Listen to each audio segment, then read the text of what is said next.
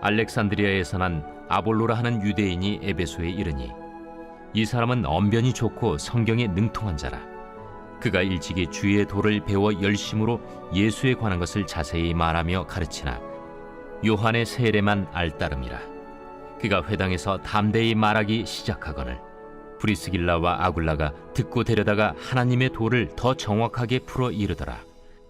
아볼로가 아가야로 건너가고자 하므로 형제들이 그를 격려하며 제자들에게 편지를 써 영접하라 하였더니 그가 감에 은혜로 말미암아 믿은 자들에게 많은 유익을 주니 이는 성경으로서 예수는 그리스도라고 증언하여 공중 앞에서 힘있게 유대인의 말을 이기미러라.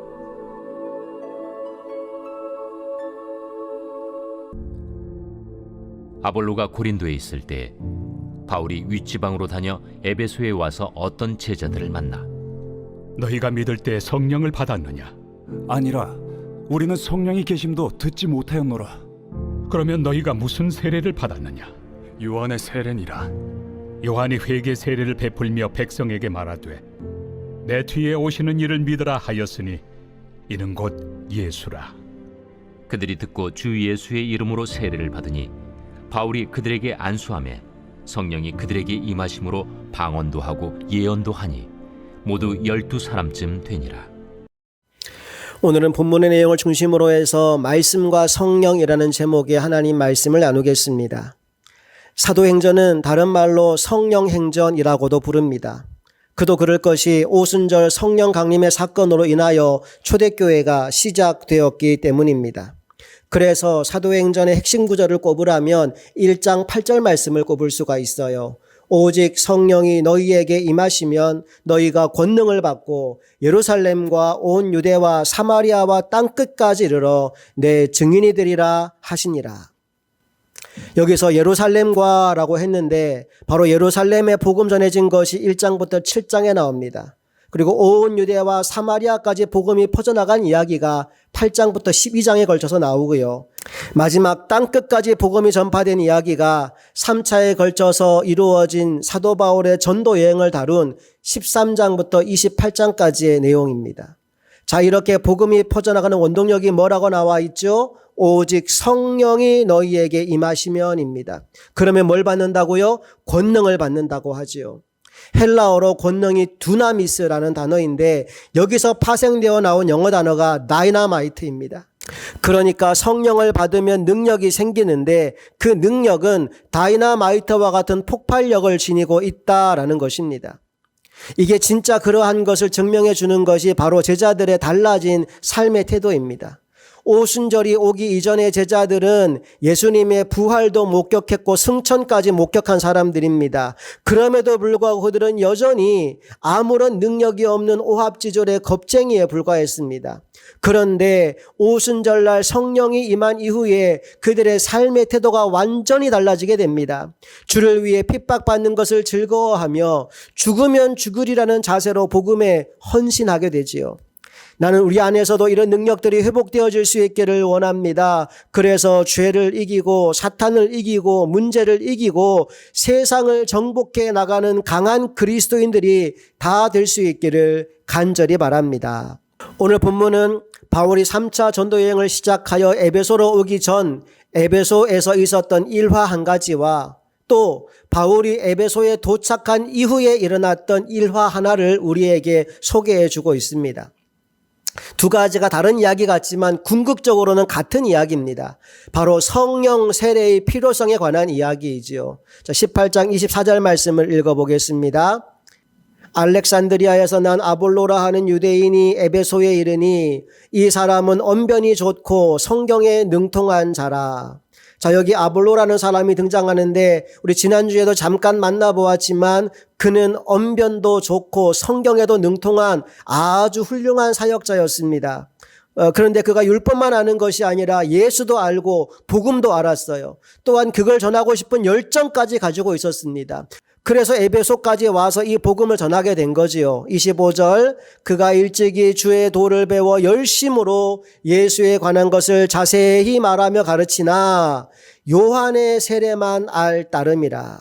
자, 그가 일찍이 주의 도를 배워서 열심히 예수에 대해 가르쳤지만 부족한 게 있다라고 나오죠. 요한의 세례만 알 따름이라. 다른 말로 바꾸면 물 세례는 아는데 성령 세례는 몰랐다라는 겁니다. 자, 여기에서 이제 19장 1절 2절로 가보겠습니다. 거기 두 번째 스토리가 나와요. 이 얘기는 바울이 에베소에 갔을 때 만났던 제자들 이야기입니다. 그런데 그들의 상태가 지금 이 아볼로와 비슷합니다. 19장 1절 2절을 읽어볼게요. 아볼로가 고린도에 있을 때 바울이 윗지방으로 다녀 에베소에 와서 어떤 제자들을 만나 이르되 너희가 믿을 때 성령을 받았느냐? 이르되 아니라 우리는 성령이 계심도 듣지 못하였노라. 여기서 제자라는 말은 예수님을 믿는 사람들이다라는 말입니다. 그래서 그들에게 물어봅니다. 너희가 믿을 때 성령을 받았느냐? 그랬더니 하는 대답이 성령에 대해서는 들어본 적도 없다라고 말합니다. 그래서 바울이 한 번 더 묻습니다. 혹시 너희들 세례는 받았느냐? 그러자 그들이 세례는 받았는데 누구의 세례? 요한의 세례를 받았다라고 합니다. 3절을 볼까요? 바울이 이르되 그러면 너희가 무슨 세례를 받았느냐? 대답하되 요한의 세례니라. 이 내용으로 유추를 해보건대 어쩌면 이들은 초창기 아볼로의 설교를 듣고 예수를 믿게 된 사람들이 아닌가 생각이 듭니다. 그러하기에 아볼로가 그랬던 것처럼 요한의 세례, 다른 말로 물 세례는 알지만 성령 세례를 몰랐던 거죠. 여기서 우리 간단하게만 정리하고 넘어갈게요. 물 세례는 뭐고 성령 세례는 뭘까요? 일단 물 세례는 죄사함과 관련이 있습니다. 누가복음 3장 3절 말씀을 보면 요한이 요단강 부근 각처에 와서 죄 사함을 받게 하는 회개의 세례를 전파하니라고 했습니다. 자신의 죄를 철저히 회개하고 물로 세례를 받은 자에게 하나님은 죄사함의 은혜와 함께 구원을 선물로 주십니다. 그 결과 그의 위치와 신분이 달라지게 되지요. 전에는 죄의 종로로 타던 마귀의 자식이었는데 이제는 하나님의 자녀요 천국 백성이 되는 것입니다. 여러분, 이것이 바로 물세례입니다. 그렇다면 성령 세례는 뭘까요? 성령 세례는 능력 행함과 관련이 있습니다. 아까 사도행전 1장 8절 말씀을 나누었지만 성령이 임하시면 권능을 받게 됩니다. 그래서 각종 은사가 나타나기도 하고 병 고침이나 축사 같은 능력이 나타나기도 하는 것입니다. 사랑하는 성도 여러분, 나는 여러분 모두가 예수님을 믿고 구원받아 천국 백성 되신 줄로 믿습니다. 그러나 거기에서 멈추지 말고 성령의 충만함을 받아 담대함과 능력으로 하나님의 사역을 감당하는 일꾼들이 다 되실 수 있기를 간절히 소망합니다. 다시 아볼로에게로 돌아와서 그가 에베소에 와서 말씀을 가르치는데 말씀이 너무나 좋아요, 은혜가 돼요. 하지만 2%가 부족했습니다. 왜요? 물세례는 있는데 성령 세례가 빠졌거든요. 이걸 누가 알았느냐? 브리스길라와 아굴라 부부가 알았어요. 만약에 그 부부가 바울을 안 만났다면 몰랐을 텐데 바울을 먼저 만났잖아요. 그리고 아볼로를 만나보니까 2%가 아쉬운 거예요. 예수 믿고 세례받고 구원받는 것까지는 아는데 그 이후에 성령을 받고 성령의 인도를 받으며 사역하는 이 영적인 세계를 모르는 겁니다. 그래서 아볼로를 살짝 불러다가 요즘으로 치면 식당이나 카페로 모셔서 식사 대접하면서 바울을 통해 배운 성령 세례에 대해서 자세하게 풀어서 가르쳐 줍니다. 26절 말씀 볼까요? 그가 회당에서 담대히 말하기 시작하거늘 브리스길라와 아굴라가 듣고 데려다가 하나님의 도를 더 정확하게 풀어 이르더라. 저는 여기서 브리스길라와 아굴라 부부도 훌륭하지만 아볼로의 인품도 생각해 볼 필요가 있는 것 같아요. 요즘으로 치면 자기 자신은 목회자이고 그 부부는 평신도들이란 말이에요. 그런데 당신 설교에서 부족한 게 느껴집니다 라는 말을 들었을 때 그가 교만해서 당신들이 뭔데 그래? 당신들 나보다 성경 더 잘 알아? 당신들 나보다 많이 배웠어? 따지고 들면 답이 없는 겁니다. 그런데 그가 그렇게 하지 않았다라는 거예요. 오히려 그 부부의 말을 귀담아 들었습니다. 그리고 본문에서는 언급되지 않았지만 그 역시도 성령의 세례를 받게 된 것 같아요. 어떻게 알 수 있느냐? 27절과 28절이 그 결과입니다. 함께 읽어볼게요. 아볼로가 아가야로 건너가고자 하므로 형제들이 그를 격려하며 제자들에게 편지를 써 영접하라 하였더니 그가 감에 은혜로 말미암아 믿은 자들에게 많은 유익을 주니 이는 성경으로서 예수는 그리스도라고 증언하여 공중 앞에서 힘있게 유대인의 말을 이김이러라. 여기서 아가야는 고린도, 아덴, 갱그레아 등을 포함하는 넓은 지역을 의미합니다. 그래서 19장 1절 말씀에서 우리가 아까 보았지만 아볼로가 고린도에 있을 때라는 말씀으로 말씀이 시작되지요. 이 아가야 지역 안에 고린도가 포함되어 있는 겁니다. 자, 이제 아볼로가 아가야 지방으로 가려고 하는데 형제들이 그를 격려해 줍니다. 그리고 특별히 우리가 앞에서 보았듯이 바울이 2차 선교여행 때 고린도에서 1년 6개월을 머물렀잖아요. 그렇게 훈련시킨 제자들이 거기 있습니다. 그들에게 편지를 써서 아볼로가 오면 잘 영접해 주라고 부탁을 합니다. 그리고 드디어 아볼로가 고린도에 가서 본격적인 사역을 펼치는데 말씀이 뭐라고 나왔어요? 그가 감에 은혜로 말미암아 믿은 자들에게 많은 유익을 주니 이는 성경으로서 예수는 그리스도라고 증언하여 공중 앞에서 힘있게 유대인의 말을 이김이러라. 말씀의 기초 위에 성령의 능력까지 장착이 되고 나니 그를 이길 대적이 아무도 없더라는 것입니다. 사랑하는 성도 여러분, 기독교는 말씀의 종교입니다. 뭐니 해도 말씀이 가장 중요합니다.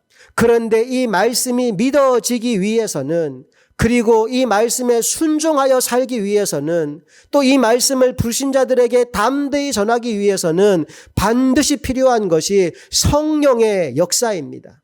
그러하기에 성령과 말씀은 함께 가야 합니다. 나는 오늘 여러분 모두에게 말씀에 대한 사모함과 함께 성령에 대한 사모함이 있기를 간절히 바랍니다. 특별히 성경을 보니까 누구에게 성령이 임하느냐? 첫째, 사모하는 자에게 성령이 임한다고 했습니다. 시편 107편 9절 말씀 읽어볼게요. 그가 사모하는 영혼에게 만족을 주시며 줄인 영혼에게 좋은 것으로 채워 주심이로다. 하나님은 사모하는 영혼을 만족하게 하시고 줄인 영혼에게 좋은 것을 주신대요. 그런데 하나님이 주시는 제일 좋은 게 뭐냐? 그게 바로 성령님입니다. 둘째, 누구에게 성령이 임하느냐? 구하는 자에게 성령이 임한다고 했습니다. 누가복음 11장 13절 읽어볼게요. 너희가 악할지라도 좋은 것을 자식에게 줄 줄 알거든 너희 하늘 아버지께서 구하는 자에게 성령을 주시지 않겠느냐 하시니라. 잘 보세요. 이게 앞뒤가 아구가 맞으려면 이렇게 맞아야 돼요. 너희가 악할지라도 좋은 것을 자식에게 줄 줄 안다면 하늘 아버지도 구하는 자에게 좋은 거 주지 않겠니? 이렇게 이어져야 되죠. 그런데 하나님이 주시는 제일 좋은 게 뭐라고요? 성령님이요. 그래서 하늘 아버지는 구하는 자에게 성령을 주신다라고 말씀하고 있어요. 사모하는 자에게, 또 구하는 자에게 성령을 주십니다. 본문의 아볼로, 그리고 19장 7절 말씀에 나오는 에베소에 있던 12명의 제자가 바로 그렇게 사모함과 갈급함으로 주님 앞에 나와서 성령의 기름 부으심을 받고 능력 있는 사역을 시작하게 된 줄로 믿습니다. 여러분, 물 세례는요, 한 번만 받으면 됩니다. 그런데 성령 세례는 여러 번 반복해서 받아야 됩니다. 마치 뭐와 같으냐? 풍선에 바람을 채우는 것과 똑같습니다. 여러분, 풍선에 바람을 채우고 방 안에 가만히 놔두면 그 상태 그대로 유지되지가 않습니다. 시간이 지나고 나면요, 바람이 빠지고 풍선이 쭈글쭈글해집니다. 우리 영적 상태도 마찬가지입니다. 기도가 게을러지고 예배에 소홀해지다 보면 성령의 능력도 사라지고 맙니다.